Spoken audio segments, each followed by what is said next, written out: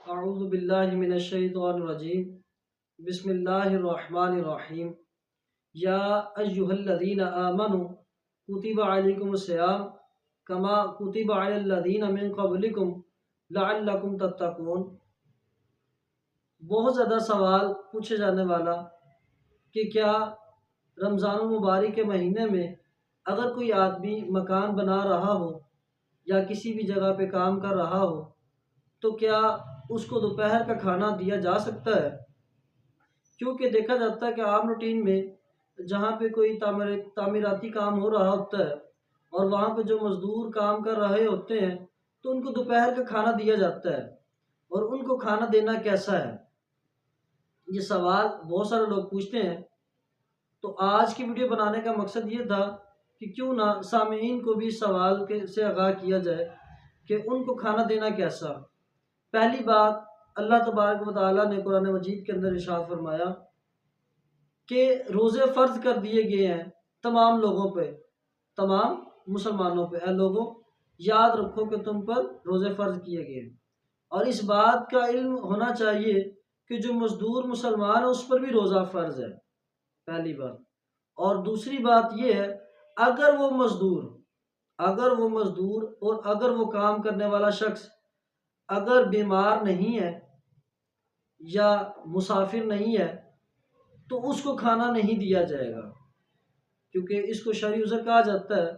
تو پہلی بات، شرعی عذر کے بارے میں معلوم ہونا چاہیے، یا تو وہ بیمار نہ ہو، ایسا بیمار نہ ہو کہ وہ دوبارہ صحت نہیں پکڑ سکتا، یا وہ شخص اگر بیمار ہے تو اگر روزہ رکھے گا تو اور سخت بیمار ہو جائے گا، بیماری کے موت کے قریب بھی جا سکتا ہے، یا مسافر ہے، تو ان لوگوں کو تو روزہ معاف ہوتا ہے۔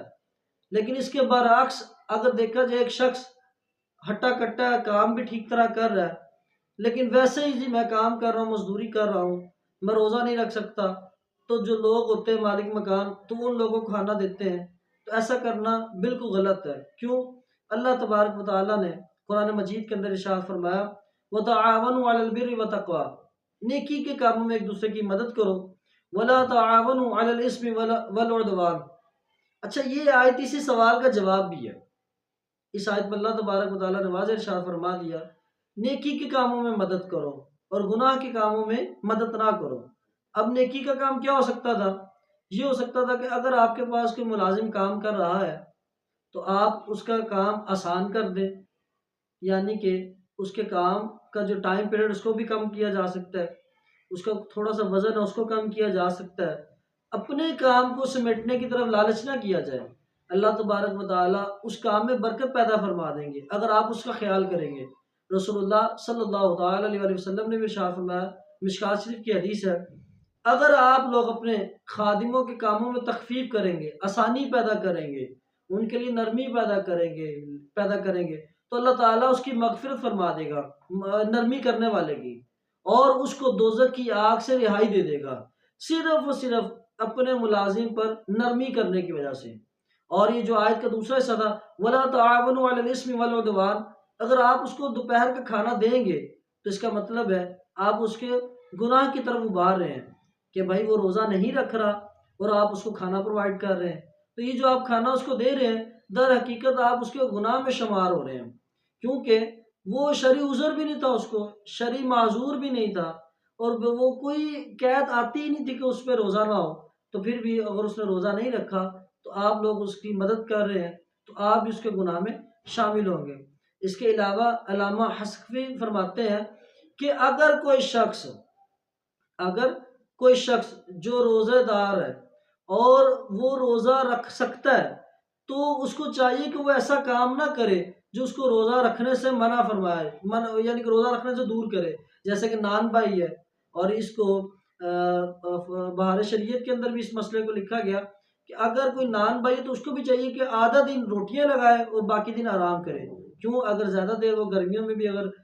تندور کے اوپر کھڑا رہے گا تو اس کو روزے پہ اثر ہوگا، تو کام پہ اثر مطلب تو یہ ہو سکتا ہے کہ کام میں آسانی کر دی جائے، ایسا نہیں کہ روزہ چھوڑ دیا جائے، کیونکہ یہ تم سے پہلی امتوں پہ بھی روزہ فرض کیا گیا۔ اللہ تبارک و تعالیٰ نے فرمایا یا ایھا الذین آمنوا کتب علیکم الصیام کما کتب علی الذین من قبلکم لعلکم تتقون، یہ تم سے پہلے لوگوں پہ بھی فرض کیا گیا ہے تاکہ تم تقوی حاصل کرو۔ ظاہر ہے اگر کوئی چیز حاصل کرنی ہے تو اس کے لیے محنت مشقت تو ہوتی ہے،